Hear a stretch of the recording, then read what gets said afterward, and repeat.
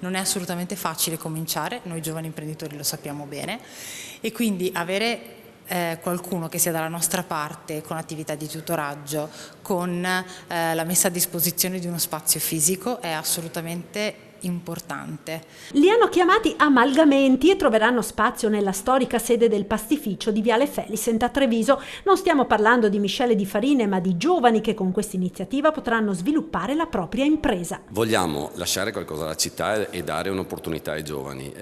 Spesso ci capita di lavorare con dei freelance che non hanno una sede e che svolgono la loro attività da casa.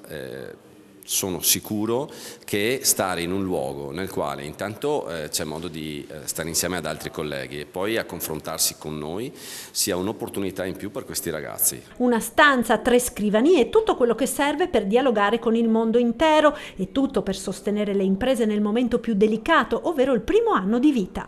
Purtroppo proprio sull'autoimprenditorialità dei giovani, le cosiddette start-up, 1 su 10 riesce a sopravvivere. Perché? Perché manca un tutor, perché manca un'azienda che li accolga e li accompagni, perché non si può buttare qualcuno così semplicemente nel lagone. Un'iniziativa che vede la presenza di Regione, Comune di Treviso, università ed industriali, con l'obiettivo non solo di sviluppare creatività di impresa, ma riaccendere quell'orgoglio per la propria terra indispensabile per evitare la continua emorragia di cervelli. Il nostro territorio secondo me è attrattivo, abbiamo un'effervescenza di aziende molto importante, molto probabilmente è un circolo virtuoso, quindi se loro rientrano e ci portano nuova linfa, noi allo stesso tempo cresciamo come aziende, cresciamo come territorio e quindi diventiamo sempre più attrattivi.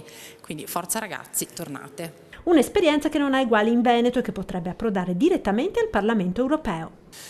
Noi cerchiamo di dare un'opportunità in un pastificio e in uno spazio di coworking che assolutamente nessuno pagherà, ma sarà, ripeto, una nostra spinta al futuro di questi ragazzi. E se poi viene fuori uno Steve Jobs della comunicazione? Vorrà dire che abbiamo dato un grandissimo contributo alla comunicazione italiana.